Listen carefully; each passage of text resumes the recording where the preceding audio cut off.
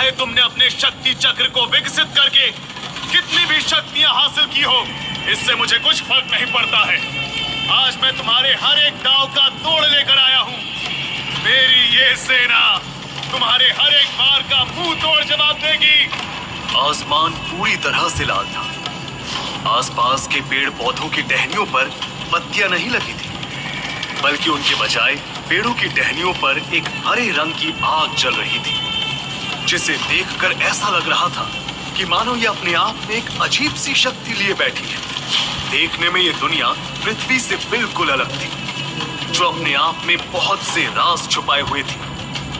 इसी माहौल के बीच लगभग 20 से 21 साल का एक लड़का, जिसका नाम दक्ष था, वो बहुत से खूंखार दिखने वाले नकाबपोश सैनिकों से घिरा हुआ था, जो उसे युद्ध के लिए ललकार रहे थे। उन सैनिकों की बातों से पता चल रहा था कि दक्ष उस साम्राज्य का राजकुमार है, जिसे आपसी दुश्मनी के चलते उसके दुश्मनों ने घेर लिया था। दक्ष के सामने करीब 10 से 12 लोग हमला करने के लिए खड़े थे, जिनसे उसे अकेले ही निपटना था। उन सभी को देखकर दक्ष पहले तो थोड़ा सहम गया, फिर उसने मन में सोचते हुए खुद से कहा, अगर मैं आज इन लोगों से डर गया तो फिर कभी भी अपने साम्राज्य में सिर उठाकर वापस नहीं जी पाऊंगा। मैंने जो भी प्रतिज्ञा ली थी उसे पूरा करने का वक्त आ गया है। अब ये मेरे लिए करो या मरो की लड़ाई है। मन में ये ख्याल आते ही दक्ष के अंदर एक अजीब सी आत्मविश्वास ने दौड़ना शुरू कर दिया था, जो उसे उसके सभी दुश्मनों से लड़ने की ताकत दे रहा था। दक्ष उठकर खड़ा हुआ और उसने अपने दोनों हाथों को सामने लाकर उसके दुश्मनों को हमला करने का संकेत दिया। दक्ष को इस तरह लड़ने के लिए तैयार देखकर सामने खड़ी सेना का सरदार जोर से हंसते हुए उससे बोला, रस्सी जल गई पर बल नहीं गया। देखो जरा, ये अभी भी सोचता है कि ये हम सबको हरा देगा। बच्चे, मुझे लगता है कि तुम्हें तुम्हारी जान बिल्कुल भी प्यारी नहीं है। अगर तुम हमारे करीब भी आए तो मेरे ये खूंखार सिपाही तुम्हें कुचल कर रख देंगे। दक्ष की उम्र भले ही कम थी, पर इसके बावजूद भी वह उस साम्राज्य के सबसे काबिल योद्धाओं में से एक था। उसने इतनी कम उम्र में ही अपने शक्ति चक्र को इतना ज्यादा ताकतवर बना लिया था कि उसके पास पंचभूतों में से तो सबसे ज्यादा शक्तिशाली तत्व वायु और जल की शक्ति आ चुकी थी। आज तक के सभी युद्धों में से शायद ही कोई ऐसा युद्ध था जिसे दक्ष ने हारा हो। इसलिए अपने दुश्मनों की धमकियों से उसे कोई फर्क नहीं पड़ रहा था। दक्ष ने उस सेना के सरदार की बात सुनी और एक गहरी सांस लेकर मुस्कुराते हुए जवाब दिया, तुम लोगों का नहीं पता, पर हमें तो यही सिखाया गया है कि जब तक सांस चल रही है तब तक तुम हारे नहीं हो। किसी भी पल वक्त पलट सकता है और जीत तुम्हारी झोली में गिर सकती है। तो इस ख्याल को अपने दिमाग से निकाल दो कि मैं तुम्हारी इन धमकियों से डर जाऊंगा। जब तक मुझ में आखिरी सांस बाकी है, मैं तब तक तुम लोगों से जीता हुआ हूं। इतना कहने के बाद दक्ष ने अपने हाथों को घुमाया और चिल्लाकर कहा, वायु चक्रम आरंभम। इस मंत्र को बोलते ही पंच तत्वों में से एक वायु की शक्ति दक्ष के चारों ओर फैल गई। इसके बाद उसने हवा में अपने हाथ घुमाए और एक तेज बवंडर बना दिया। फिर उसने झटके से हाथों को खोलकर उसके सामने खड़ी सेना के दाहिने तरफ की टुकड़ी पर वायु की शक्ति से हमला कर दिया। दक्ष के ऐसा करते ही एक जोरदार हवा का बवंडर उन सैनिकों की तरफ बढ़ा और उनको हवा में उड़ा कर ले गया। और फिर उस बवंडर ने उन सैनिकों को जमीन पर लाकर पटक दिया। एक ही झटके में अपनी आधी सेना को तबाह होता देख उस सेना का सरदार घबरा गया और वह दक्ष को हराने के लिए तरकीब सोचने लगा। दक्ष अपनी पूरी हिम्मत के साथ सामने खड़े लोगों की संख्या की परवाह किए बिना ही उन सब से लड़े जा रहा था। दक्ष उस पर होने वाले हर एक हमले का जवाब ऐसे दे रहा था जैसे उसे पहले से पता हो कि सामने वाला क्या चाल चलने वाला है। पर कहते हैं ना, हद से ज्यादा यकीन भी बर्बादी ही लेकर आता है। बस ऐसा ही कुछ दक्ष के साथ भी होने वाला था। दक्ष अभी सामने खड़े सैनिकों से लड़ ही रहा था कि पीछे से चमकती हुई बिजली आई और दक्ष की पीठ पर हमला करके उसकी पीठ के आर पार हो गई।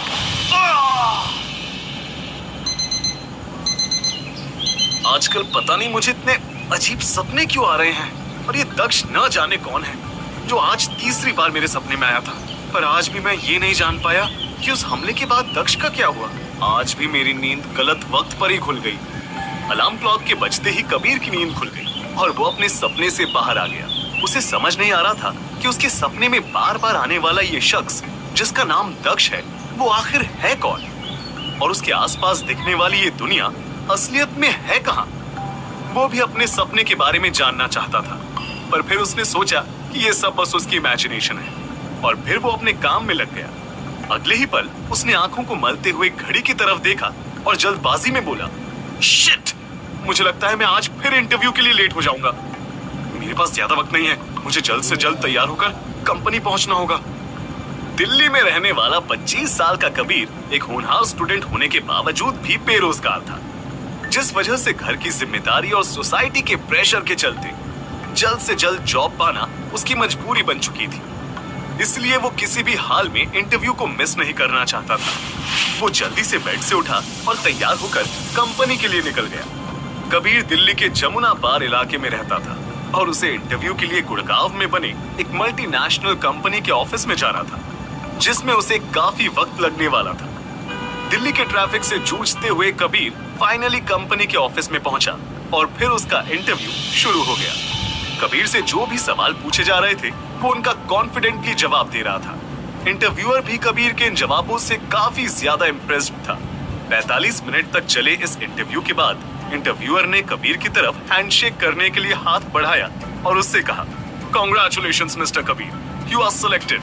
आप कल से काम पर आ सकते हैं। इंटरव्यूअर की बातों को सुनकर कबीर को यकीन ही नहीं हो रहा था कि जिस पल का वो इतने सालों से इंतजार कर रहा था, आखिर में वो खुशी का लम्हा आज इस तरह से उसके सामने बाहें फैलाए खड़ा था। कबीर की आंखें खुशी के आंसुओं से भीग चुकी थी। उसने हाथ बढ़ाकर इंटरव्यूअर से हाथ मिलाया और कहा, सर, आपने मुझे इस काबिल समझा, इसके लिए आपका शुक्रिया। मैं ये काम पूरी ईमानदारी के साथ करूंगा और मैं आपसे वादा करता हूँ कि मैं कभी भी आपको शिकायत का कोई भी मौका नहीं दूंगा। इतना कहने के बाद कबीर ने अपने डॉक्यूमेंट्स फाइल के अंदर रखे और एचआर कैबिन से बाहर निकल गया। कबीर की खुशी का ठिकाना नहीं था। सभी के साथ इस न्यूज को शेयर करना चाहता था, इसलिए उसने अपना मोबाइल निकाला और सबसे पहले अपनी गर्लफ्रेंड निहारिका को कॉल लगाया। निहारिका के कॉल पिक करते ही कबीर ने एक्साइटेड होकर उससे कहा, हेलो निहारिका, फाइनली मेरी जॉब लग चुकी है और तुम्हारे पापा का दिया हुआ 1 महीने की डेडलाइन का वक्त भी अभी पूरा नहीं हुआ है। मैं कल ही उनके सामने अपॉइंटमेंट लेटर लेकर आऊंगा और शादी के लिए तुमसे तुम्हारा हाथ मांग लूंगा। कबीर की बातें सुनकर निहारिका भी खुशियों के इस आलम में कहीं खो गई और खुशी से चिल्लाते हुए कहने लगी, ये पी! कबीर, तुम्हें नहीं पता कि तुम्हारी इन बातों को सुनकर मुझे कितनी खुशी हो रही है। अब हमें एक दूसरे का होने से कोई नहीं रोक सकता। हम दोनों ने जो कुछ भी डिसाइड किया था ना, हम एक एक करके हमारे वो सारे ख्वाब पूरे करेंगे और ये हमारे उस नए सफर की शुरुआत है। निहारिका की बातों को सुनकर कबीर ने जवाब देते हुए कहा, हाँ, तुम सही कह रही हो। ये वही वक्त है जिसका हम इतने दिनों से बेसब्री से इंतजार कर रहे थे। अभी तुम फोन पर बात करना छोड़ो और जल्दी से रेडी हो जाओ, मैं तुम्हें पिक करने आ रहा हूँ। हम दोनों डिनर करने चल रहे हैं। इतना कहने के बाद कबीर ने कॉल कट कर दिया और कंपनी के बेसमेंट से बाइक उठाकर निहारिका के घर की तरफ जाने लगा। रास्ते में सिग्नल पर रुकते ही कबीर के पास एक फकीर आया और उसने उसके माथे पर भस्म लगाते हुए कहा, तू नहीं जानता बच्चे, तेरी जिंदगी आज एक नया मोड़ लेने वाली है। तेरे देखे हुए सारे सपने आज सच होंगे। बस तू हिम्मत रख, तुझे आने वाली हर एक मुसीबत से लड़ना होगा। अभी कबीर उस फकीर की बात का जवाब दे पाता, इससे पहले ही सिग्नल ग्रीन हो गया और उसे वहां से आगे निकलना पड़ा। रास्ते में चलते हुए कबीर उन सपनों के सच होने वाली बात के बारे में ही सोच रहा था। दिल में आते इन्हीं सब ख्यालों के बीच कबीर ने सोचते हुए खुद से कहा, कोइंसिडेंस तो देखो, आज मेरे सारे ख्वाब सच हो रहे हैं और इसी के बीच इस बाबा ने आकर भी अपनी भविष्यवाणी कर दी। अब तो मुझे लगता है कि निहारिका और मेरे देखे हुए सभी सपने सच होकर ही रहेंगे।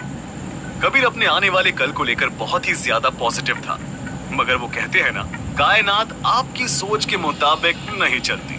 ऐसा ही कुछ कबीर के साथ भी होने वाला था। वो इन सब बातों से अनजान था कि किस्मत ने उसके लिए कुछ और ही तय कर रखा है।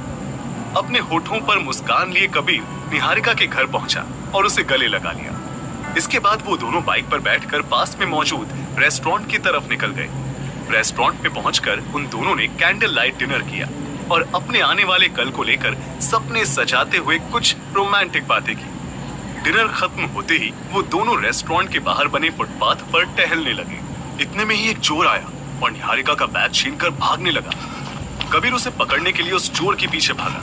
काफी देर तक पीछा करने के बाद कबीर और वो चोर एक डेड एंड पर आकर रुक गए। चोर ने अपनी जेब से एक धारदार चाकू निकाला और कबीर के आगे घुमाते हुए बोला, अगर अपनी जान बचाना चाहता है तो मेरा पीछा छोड़ दे और मुझे जाने दे, नहीं तो चंद रुपयों के लिए ही तू खुदा को प्यारा हो जाएगा।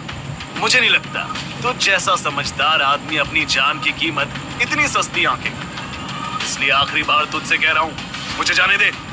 कबीर ने उस चोर की बातों को नजरअंदाज कर दिया और बैग छीनने के लिए उसकी तरफ कूद पड़ा। उन दोनों के बीच हाथापाई होने लगी।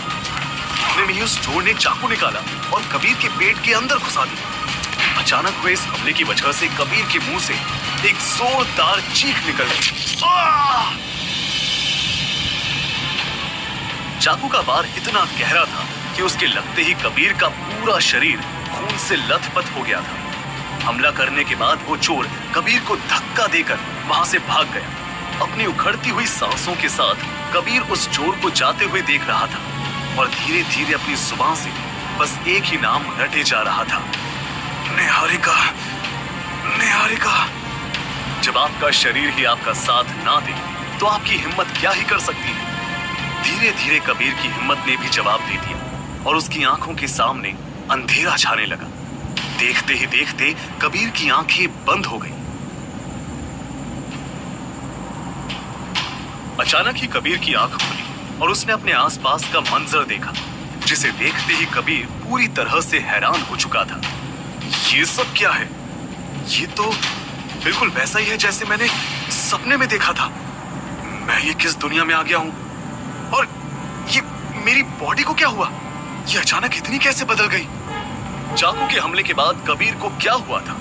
बार बार सपने में आने वाले दक्ष से कबीर का क्या रिश्ता था? क्या कबीर सचमुच ही मर चुका था या फिर वो बिना अपनी जान गंवाए ही किसी और दुनिया में आ चुका था? इन सभी सवालों का जवाब जानने के लिए सुनते रहें